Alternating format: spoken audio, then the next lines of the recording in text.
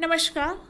आज हम देखेंगे पाठ्यक्रम निर्माण के सिद्धांत। यानी कि पाठ्यक्रम का जब निर्माण किया जाता है किसी भी विद्यालय के द्वारा, तो यहाँ पर बच्चों की आवश्यकता, ज़रूरत और समाज और राष्ट्र के विकास को ध्यान में रखते हुए पाठ्यक्रम का निर्माण किया जाता है, जिससे बच्चे का विकास हो और वो भविष्य में अपने राष्ट्र और समाज के लिए एक अच्छे नागरिक बन सकें और राष्ट्र सेवा में कार्य भी कर सकें। तो आज देखेंगे पाठ्यक्रम निर्माण के सिद्धांत। इसके पहले पिछले वीडियोस में हमने देखा था पाठ्यक्रम के उद्देश्य और लक्ष्य। एक पाठ्यक्रम का उद्देश्य और लक्ष्य क्या होना चाहिए, उस चीज़ को हम पिछले वीडियोस में देखे थे। तो आज देखेंगे पाठ्यक्रम निर्माण के सिद्धांत। तो पहला नंबर है बाल केंद्रीयता का सिद्धांत। यानी कि जब पाठ्यक्रम का निर्माण किया जाता है तो बालक की आवश्यकता, रुचि, उनकी योग्यता, इन चीज़ों को ध्यान में रखते हुए एक पाठ्यक्रम का निर्माण किया जाता है। इन सारे पॉइंट को हम डिटेल से देखेंगे। पहले पॉइंट को देखते हैं। दूसरा नंबर है अनुभव की पूर्णता का सिद्धांत। तो इसमें बालक के जो अनुभव होते हैं उनमें देखा जाता है कि उनमें सृजनात्मकता क्षमता होती है। वो किसी नवीन चीज़ों को करना चाहते हैं, नए नए खोज करना चाहते हैं। तो इन सारे अनुभव को ध्यान में रखते हुए पाठ्यक्रम का निर्माण किया जाता है। स्वस्थ आचरण के आदर्शों की प्राप्ति का सिद्धांत। वो एक अपने देश के लिए अच्छे नागरिक बन सके, समाज के लिए अच्छे नागरिक बन सके, उनका आचरण अच्छा हो, इन चीज़ों को ध्यान में रखते हुए पाठ्यक्रम का निर्माण किया जाता है, जिससे इन सारे चीज़ों का बालक में विकास हो। जीवन से संबंधित होने का सिद्धांत। जो पाठ्यक्रम निर्माण किया जाता है उनके जीवन के लिए वह उपयोगी होना जरूरी है। रचनात्मक तथा सृजनात्मक शक्तियों के उपयोग का सिद्धांत। तो बालक जो होते हैं जब छोटे होते हैं तो उनमें काफ़ी नवीन यानी नए नए खोज करने की उनमें रुचि उत्पन्न होती है। तो पाठ्यक्रम में बहुत सारे चीज़ों को शामिल किया जाता है, जैसे कि प्रोजेक्ट कार्य बच्चों को दिया जाता है, जिससे उनमें सृजनात्मकता क्षमता का विकास होता है। संस्कृति तथा सभ्यता के ज्ञान का सिद्धांत। तो पाठ्यक्रम जब निर्माण किया जाता है तो उनके विषय में संस्कृति और सभ्यता के संरक्षण से संबंधित टॉपिक को शामिल किया जाता है, जिससे उनको अपनी संस्कृति और सभ्यता का ज्ञान हो। साथ ही साथ अंतर्राष्ट्रीय स्तर की संस्कृति और सभ्यता का भी ज्ञान उनको दिया जाता है। जैसे जैसे उनका स्तर, पढ़ाई का स्तर बढ़ता जाता है तो साथ ही अंतर्राष्ट्रीय स्तर के संस्कृति और सभ्यता का भी उनको ज्ञान प्रदान किया जाता है। अगला नंबर है खेल और कार्य की क्रियाओं के अंतर का सिद्धांत। तो इन सारे चीज़ों के द्वारा बच्चों के डेवलपमेंट की उनका विकास किया जाता है। उपयोगिता का सिद्धांत।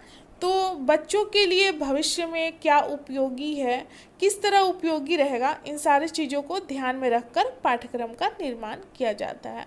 दूरदर्शिता का सिद्धांत और विविधता तथा लचीलेपन का सिद्धांत। यानी कि पाठ्यक्रम का जो निर्माण किया जाता है उसमें लचीलापन होता है, यानी कि परिस्थिति और सिचुएशन के अनुसार उसमें परिवर्तन भी किया जा सकता है। जैसे कि पुराने समय का किसी स्कूल का करिकुलम यानी पाठ्यक्रम है, तो उसमें आज के परिस्थिति को देखते हुए उसमें परिवर्तन भी किया गया है, उसमें नए करिकुलम को शामिल किया गया है। ये नहीं कि 40 साल का पहले का जो करिकुलम है वही आज भी फॉलो हो, ऐसा नहीं है, उसमें परिवर्तन किया जाता है। अगला नंबर है अवकाश के लिए प्रशिक्षण का सिद्धांत। यानी कि जो छुट्टियों का समय होता है, बच्चों को किस तरह यूज करना है, यानी कि वो अपने छुट्टी का समय जो है वो सेवा कार्य में भी लगा सकते हैं। जैसे कि कोई गांव में गए या राशन बांटना है, कुछ गरीबों को मदद करना है, तो वो कार्य भी सीख सकते हैं। पाठ्यक्रम में इन चीज़ों को शामिल किया जाता है। स्कूल के द्वारा ले जाया जाता है किसी गांव में और सेवा कार्य का जो ये होता है उनको दिया जाता है। उससे क्या होता है कि उनमें सेवा भावना का विकास होता है। जीवन से संबंधित समस्त क्रियाओं के समावेश का सिद्धांत। तो उन सारे विषय को शामिल किया जाता है जो बच्चों के जीवन से संबंधित होता है। वो नवीन चीज़ों को सीखते हैं और आगे समय में किस तरह समस्याओं को हल करना है, उन सारे चीज़ों को बच्चों में ज्ञान हो जाता है। वो जब इन सारी चीज़ों को सीखते हैं तो वो आसानी से किसी भी समस्या को हल कर सकते हैं। अगला नंबर है सामुदायिक जीवन से संबंध का सिद्धांत, यानी कि बच्चा जो होता है वो समुदाय में रहता है, यानी समाज से ही नवीन चीज़ों को सीखते रहता है, तो वह आगे चलकर भविष्य में अपने समुदाय लोगों हित के लिए कार्य करे। इन सारे चीज़ों को करिकुलम के द्वारा बच्चों को सिखाया जाता है। अगला नंबर है जनतंत्रीय या प्रजातंत्रीय भावनाओं के विकास का सिद्धांत। तो प्रजातंत्र में हम क्या देखते हैं कि सभी की ज़रूरतों आवश्यकताओं को ध्यान में रखते हुए उनको सहायता की जाती है। किसी तरह का व्यक्ति के बीच भेदभाव नहीं किया जाता है, सभी को समान अधिकार दी जाती है।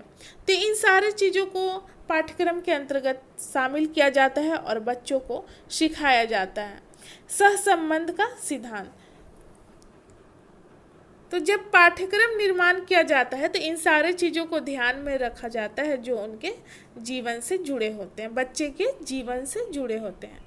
तो पहला नंबर देखते हैं विद्यार्थी केंद्रीयता का सिद्धांत, यानी कि पाठ्यक्रम का जो निर्माण किया जाता है वो विद्यार्थी की रुचि, आवश्यकता और योग्यता को ध्यान में रखते हुए पाठ्यक्रम का निर्माण किया जाता है।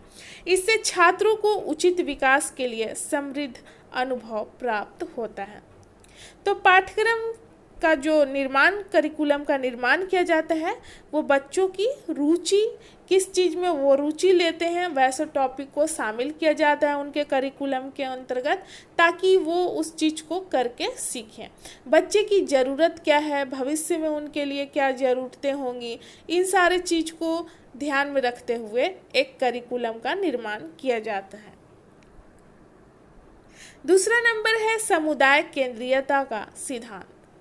पाठ्यक्रम का विकास यानी कि निर्माण करते समय छात्रों की आवश्यकता के साथ साथ समुदाय की आवश्यकता को भी ध्यान में रखा जाता है, यानी कि एक छात्र के लिए क्या ज़रूरत है और वो आगे चलकर भविष्य में अपने समुदाय के लिए किस तरह सहायक होगा, इन सारी चीज़ों को ध्यान में रखते हुए पाठ्यक्रम का निर्माण किया जाता है। वास्तव में सामुदायिक जीवन से ही पाठ्यक्रम की रचना की जानी चाहिए, यानी कि पाठ्यक्रम के द्वारा एक टीचर के द्वारा बच्चों को सिखाया जाता है कि वो समुदाय में किस तरह से रहना सीखें, लोगों की कैसे सेवा करना सीखें, बड़े बुजुर्गों का कैसे आदर करना सीखें। इन सारे चीज़ों को पाठ्यक्रम के अंतर्गत बच्चों को सिखाया जाता है। यह समुदाय की आवश्यकता एवं समस्या पर आधारित होनी चाहिए, यानी कि हम देखते हैं कि एक समाज में रहते हैं तो समाज की भी अपनी आवश्यकता, उन्हें कई समस्याओं को सामना करना पड़ता है, तो ऐसे में क्या करना चाहिए कि एक दूसरे की हेल्प की जानी चाहिए। तो पाठ्यक्रम करिकुलम के अंतर्गत ही बच्चों को सिखाया जाता है कि वह समुदाय में किस तरह एक दूसरे की सेवा करेंगे, लोगों के हित के लिए कार्य करेंगे। यह सामुदायिक जीवन की ही प्रतिपूर्ति होनी चाहिए। इसमें सामुदायिक जीवन की महत्वपूर्ण विशेषताएं प्रतिबिंबित होना चाहिए। यह सामुदायिक वातावरण के अनुकूल होना चाहिए। जो पाठ्यक्रम है वो सामुदायिक वातावरण के अनुकूल होना चाहिए, यानी कि समाज की जो ज़रूरतें, आवश्यकताएं होती हैं उनको पूरा किया जाना चाहिए, बच्चों को सिखाया जाना चाहिए ताकि वे बड़े होकर अपने समाज और समुदाय को हेल्प कर सकें। क्रिया केंद्रीयता का सिद्धांत, तीसरा नंबर है क्रिया केंद्रीयता का सिद्धांत। तो पाठ्यक्रम का जो निर्माण किया जाता है उसमें इसका उद्देश्य यह रहता है कि बच्चे जो हैं किसी भी चीज़ को करके सीखें। इससे क्या होता है कि जब वो काम करके सीखते हैं अपने अनुभव द्वारा, तो वो आगे भी इसे अच्छे तरीके से करने में सक्षम होते हैं, क्योंकि वो खुद करके सीखते हैं तो वो चीज़ उनको काफ़ी लंबे समय तक याद रहता है। तो पाठ्यक्रम जो है उन क्रियाओं पर केंद्रित होना चाहिए जिनमें छात्र रुचि लेते हैं। यानी कि उनकी रुचि को ध्यान में रखकर पहला नंबर तो पाठ्यक्रम का निर्माण किया जाना चाहिए। और इसमें खेल क्रिया यानी कि खेल खेल में रचनात्मक क्रिया तथा प्रोजेक्ट क्रिया के लिए अवसर मिलना चाहिए। पाठ्यक्रम में इन चीज़ों को शामिल करना चाहिए जिससे बच्चे कुछ चीज़ को करके सीखें। जैसे कि हम प्रोजेक्ट या रचनात्मक क्रिया में देख सकते हैं कि बच्चों को दे दिया जाए कि आपको मिट्टी से घड़ा बनाना है या सुराही बनाना है, तो उस चीज़ को क्या करेंगे कि वो करके सीखेंगे और इस कार्य में काफ़ी वो सक्षम हो जाएंगे। इसको अपने जीविकापार्जन के लिए भी इस कार्य को जारी रख सकते हैं। यहाँ पर हम देख भी सकते हैं कि बच्चे अगर घड़ा बनाने में अगर कोई बच्चा सक्षम हो जाता है और उस चीज़ को रुचि लेता है तो वो भविष्य में उसका व्यवसाय अपना सकता है, घड़ा बेचने का व्यवसाय को अपना सकता है। तो जीविकापार्जन के लिए भी यह काफ़ी सहायक हो सकता है। चौथा नंबर है उपयोगिता का सिद्धांत। तो जो पाठ्यक्रम निर्माण किया जाता है वो यह देखकर किया जाता है कि बच्चों के भविष्य के लिए यह उपयोगी सिद्ध हो।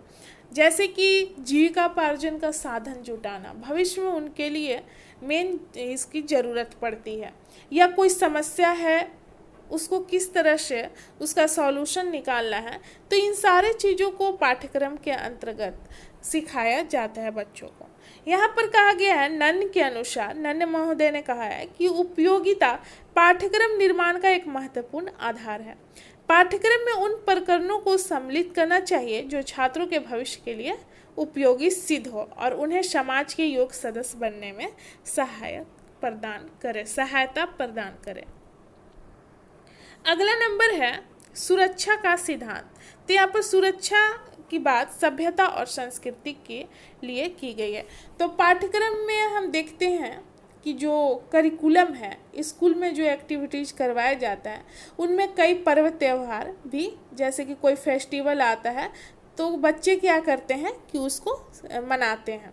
सारे धर्म के बच्चे लोग मिलकर मनाते हैं। तो ऐसे में क्या होता है कि अपनी सभ्यता और संस्कृति सुरक्षित यहाँ पर रहेगी। तो ये सारा करिकुलम यानी पाठ्यक्रम के अंतर्गत ही आता है। यानी कि जितने भी कार्यक्रम स्कूल में करवाए जाते हैं या कोई पार्टी करवाए जाते हैं या कोई फेस्टिवल है उसको सेलिब्रेट किया जाता है, तो ये सारे पाठ्यक्रम के अंतर्गत आता है।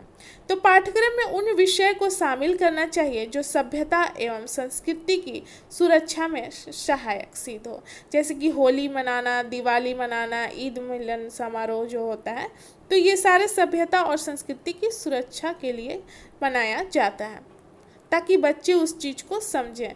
इस पर भाषण प्रतियोगिता होता है, जैसे कि कोई फेस्टिवल है तो वहाँ पर भाषण प्रतियोगिता भी चलता है, इसको सेलिब्रेट भी किया जाता है। तो ऐसे क्या होगा कि बच्चे उस चीज़ को जानेंगे।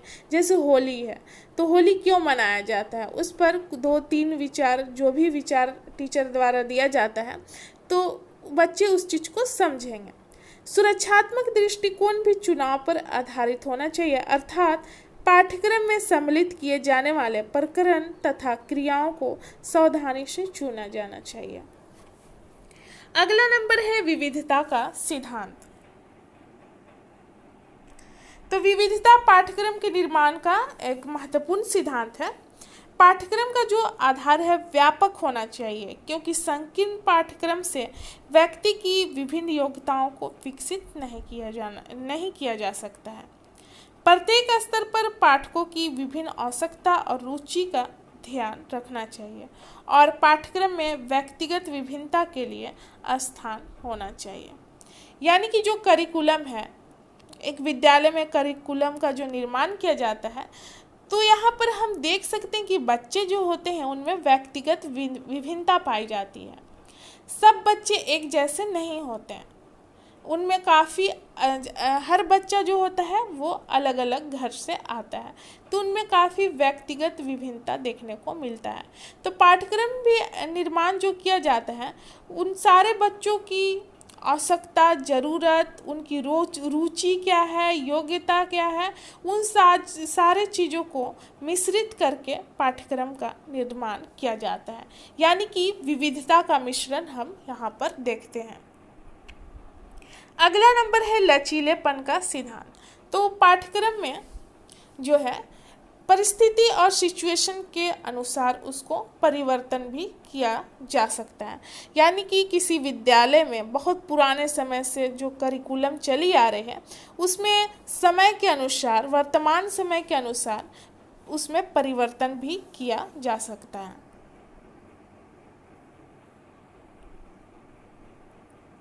पाठ्यक्रम जो है लचीला होना चाहिए और प्रत्येक स्तर के बालक की आवश्यकता पर आधारित होना चाहिए। यानी कि यहाँ पर हम व्यक्तिगत विभिन्नता देखेंगे। बच्चे की अलग अलग आवश्यकताएं होती है, स्तर होता है, तो उन सारी चीज़ों को देखते हुए पाठ्यक्रम का निर्माण किया जाता है। यह समाज की परिवर्तित स्थितियों के अनुकूल होना चाहिए और इसमें शिक्षा दर्शन एवं शिक्षा मनोविज्ञान का नवीनतम विकास प्रतिबिंबित होना चाहिए। लचीला पाठ्यक्रम ही बच्चों की आवश्यकता के अनुकूल हो सकता है। अगला नंबर है एकीकरण व सहसंबंध का सिद्धांत।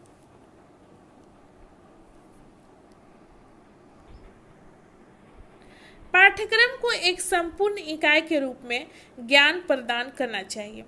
अध्यापक तथा छात्र की क्रियाओं में एकीकरण होना चाहिए।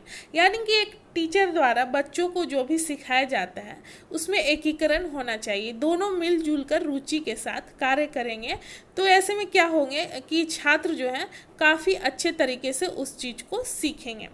शिक्षण की इकाइयाँ छात्रों के जीवन तथा वातावरण के साथ संबंधित होना चाहिए। यानी कि भविष्य में उनके लिए किस तरह का उपयोगी सिद्ध होगा और जिस वातावरण में बच्चे टीचर रहते हैं उन सारे चीज़ों से जो पाठ्यक्रम है वो संबंधित होना चाहिए। विषय वस्तु के पारस्परिक विभाजन को प्रोत्साहन नहीं मिलना चाहिए। इस सिद्धांत के अनुसार छात्रों को प्रदान किए जाने वाले अनुभव अलग अलग रूप में नहीं बल्कि अच्छी तरह से संबंधित रूप से प्रदान किया जाना चाहिए। यानी कि उसमें एकीकरण होना चाहिए। पाठ्यक्रम में शामिल सभी विषय और क्रिया में परस्पर संबंध होना चाहिए।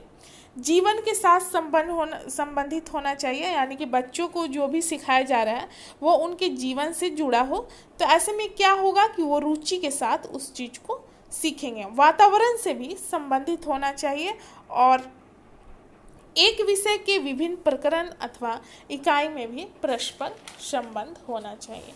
यानी कि एकीकरण मिला जुला होना चाहिए यहाँ पर। अगला नंबर है रचनात्मक प्रशिक्षण का सिद्धांत। रचनात्मक प्रशिक्षण का सिद्धांत यानी कि पाठ्यक्रम में जो विषय को शामिल किया जाता है वो बच्चों के नवीन कार्यों से संबंधित होना चाहिए। यानी कि वो नवीन नए चीज़ों को खोज कर उसको सीखें। पाठ्यक्रम का निर्माण करते समय इस बात का ध्यान रखा जाना चाहिए कि इससे छात्रों की रचनात्मक योग्यता को प्रोत्साहन मिले। मानव संस्कृति में जो कुछ सर्वोत्तम है वो मानव की रचनात्मक योग्यता का परिणाम है। यानी कि बच्चे नए खोज करें, उन सारे चीज़ों को सिखाया जाना चाहिए। यानी कि बच्चों को हम उदाहरण में देख सकते हैं कि प्रोजेक्ट कार्य देकर उनको सिखाया जा सकता है नवीन कार्यों को। अगला नंबर है लोकतांत्रिक मूल्यों का विकास का सिद्धांत। तो पाठ्यक्रम का इस प्रकार से निर्माण करना चाहिए कि वह लोकतांत्रिक मूल्यों का विकास करे। एक बालक में यह भावना होना चाहिए कि वो सभी को समान रूप से सहयोग एवं सहायता प्रदान करें। लोकतांत्रिक देशों में प्राइमरी, सेकेंडरी तथा उच्च शिक्षा के लिए पाठ्यक्रम निर्धारित करने के लिए यह उपयोगी सिद्धांत है। अगला नंबर है समन्वय का सिद्धांत। तो पाठ्यक्रम में अनौपचारिक एवं औपचारिक शिक्षा, प्रत्यक्ष एवं अप्रत्यक्ष शिक्षा, समान एवं विशिष्ट शिक्षा, उदार एवं व्यावसायिक शिक्षा तथा शिक्षा का व्यक्तिगत एवं सामाजिक उद्देश्यों का यहाँ पर समन्वय होना चाहिए। यानी कि एक करिकुलम के अंतर्गत सभी चीज़ को सिखाया जाना चाहिए और बच्चे जिस चीज़ में रुचि लेंगे उस चीज़ को वो अपना सकते हैं। जैसे कि व्यावसायिक कार्य, तो किसी बच्चे को डॉक्टर बनने की रुचि होगी, किसी को टीचर बनने की रुचि होगी, तो अपने रुचि के अनुसार उस व्यवसाय को अपना सकते हैं।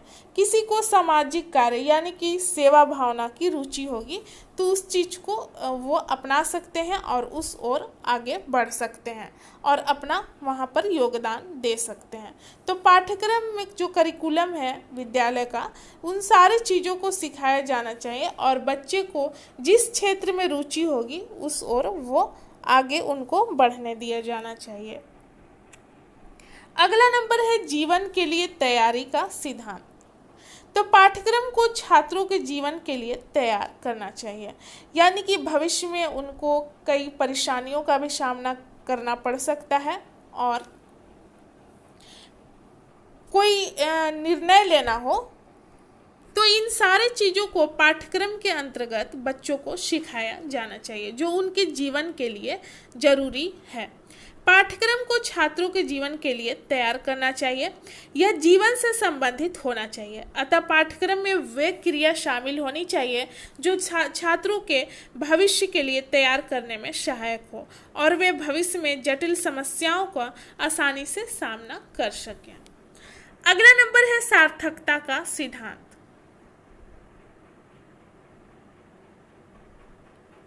तो पाठ्यक्रम निर्माण करते समय अधिगम अनुभव के चयन एवं आयोजन में सार्थकता का भी ध्यान रखना चाहिए। जिन छात्रों के लिए पाठ्यक्रम निर्मित किया जा रहा है उनके वातावरण और आवश्यकता की दृष्टि को ध्यान में रखते हुए पाठ्यक्रम का निर्माण किया जाना चाहिए। उनमें सार्थकता होना चाहिए, यानी कि एक बालक का क्या ज़रूरत और आवश्यकता है और जिस वातावरण में रह रहा है उसको आसानी से समायोजन उसमें कर सकें। इन सारी चीज़ों को ध्यान में रखते हुए एक पाठ्यक्रम का निर्माण किया जाना चाहिए। सार्थकता वर्तमान, पिछले अनुभव तथा भविष्य में काम आने वाली बातों को ध्यान रखने की अपेक्षा करती है, यानी कि इन सारी चीज़ों को ध्यान में रखते हुए एक करिकुलम का निर्माण किया जाता है, यानी कि पिछले समय क्या हुआ, अभी क्या चल रहा है और भविष्य में बच्चे को किन समस्याओं को सामना करना पड़ सकता है। इन सारे चीज़ों को ध्यान में रखते हुए पाठ्यक्रम का निर्माण किया जाना चाहिए। अगला नंबर है निरंतरता का सिद्धांत। तो किसी भी कक्षा के पाठ्यक्रम निर्माण करते समय यह ध्यान रखना चाहिए कि एक तरफ तो पहले पढ़ी हुई बातों से संबंधित हो और दूसरी तरफ आगे की कक्षा में जो कुछ पढ़ना है उसके आधार का कार्य करे। इस प्रकार सभी कक्षाओं में भूत, वर्तमान और भविष्य में प्रदान की जाने वाली अधिगम अनुभव में पर्याप्त रूप से निरंतरता बनी रहनी चाहिए। यानी कि हम उदाहरण में यहाँ पर देख सकते हैं कि बच्चा अगर 3 क्लास में है तो उसको सौर मंडल के बारे में थोड़ी बहुत जानकारी दी जाती है। अगर फिर जैसे जैसे ऊंचे स्तर में वो जाएगा 4 क्लास में, 5 क्लास में, तो उसको धीरे धीरे क्या होगा कि सौर मंडल के बारे में विस्तार पूर्वक जानकारी दी जाएगी। तो विषय में उसी तरह से सिलेबस का निर्माण किया जाता है कि जैसे निम्न स्तर का बालक है, जैसे 3 क्लास का है, तो उसको थोड़ी सी जानकारी दी जाएगी। वैसे ही सिलेबस का निर्माण किया जाता है, 4 में उससे ज़्यादा, 5 में उससे ज़्यादा। इस प्रकार बच्चा जो है अपने स्टेज के अनुसार विस्तार पूर्वक किसी भी टॉपिक पर जानकारी प्राप्त कर लेता है। अगला नंबर है मानवीय मूल्यों के विकास का सिद्धांत। तो पाठ्यक्रम का जो निर्माण किया जाता है वो मानवीय मूल्यों को ध्यान में रखकर किया जाता है। यानी कि हम देखते हैं कि बच्चों को नैतिक शिक्षा दी जाती है, तो नैतिक शिक्षा के माध्यम से उनको कहानियाँ बताई जाती है जिससे बच्चे क्या होते हैं कि अच्छी चीज़ों को सीखते हैं। मॉरल एजुकेशन के द्वारा उनको अच्छी चीज़ों की शिक्षा दी जाती है ताकि वह समाज के लिए, अपने परिवार के लिए, देश के लिए एक सभ्य नागरिक और एक आदर्श नागरिक बन सकें। इसकी शुरुआत प्राथमिक कक्षाओं से ही की जानी चाहिए ताकि छात्रों में उचित मानवीय मूल्यों का विकास हो। तो हम देखते हैं कि जो शुरुआती कक्षा होता है तो बच्चों को नैतिक शिक्षा दी जाती है। इस दृष्टि से स्कूल के पाठ्यक्रम में मानवीय मूल्यों के विकास के लिए आवश्यक विषय सामग्री, क्रिया एवं अनुभव को अनिवार्य तौर पर शामिल किया जाना चाहिए। तो इन सारी चीज़ों से बच्चों को बहुत फ़ायदा होता है, वो अपने परिवार का, समाज का, राष्ट्र का आदर करना सीखते हैं और बड़े होकर एक अच्छे नागरिक, सभ्य नागरिक, आदर्श नागरिक बनते हैं और उनका व्यक्तित्व का काफ़ी विकास देखने को मिलता है। तो एक करिकुलम के अंतर्गत ही इन सारी चीज़ों को शामिल किया जाता है और बच्चों को सिखाया जाता है। यहाँ पर नेक्स्ट नंबर है, अगला नंबर बुनियादी ज्ञान एवं कौशलों का सिद्धांत। शिक्षा के द्वारा छात्रों को अपना विकास के लिए एवं भविष्य में समायोजन करने के लिए अनिवार्य आधार प्रदान किया जाता है। यानी कि बच्चे का विकास कैसे हो और जो आगे बढ़कर भविष्य में वो किस तरह से समस्याओं का समायोजन कर सकें, अपने राष्ट्र के विकास के लिए कार्य कर सकें, इन सारे चीज़ों को करिकुलम के अंतर्गत बच्चों को इस माध्यम से, करिकुलम के माध्यम से सिखाया जाता है। इस दृष्टि से छात्रों के प्रारंभिक एवं बुनियादी ज्ञान तथा कौशलों की प्राप्ति की ओर पूरा ध्यान देने की जरूरत यानी प्रयास किया जाता है यहाँ पर। तो यहाँ पर हमने देखा पाठ्यक्रम निर्माण जब किया जाता है तो इन सारे चीज़ों को ध्यान में रखकर किया जाता है ताकि बच्चे का अच्छे तरीके से विकास हो और आगे बढ़कर वो भविष्य में अच्छे नागरिक बन सकें और देश, राष्ट्र और समाज की सेवा कर सकें अच्छे तरीके से। तो इससे संबंधित हम टॉपिक को आगे की वीडियो में देखेंगे। तो ये जो मेरा यहाँ पर वीडियो है समाप्त होता है। अगले टॉपिक को हम आगे की वीडियो में देखेंगे। धन्यवाद।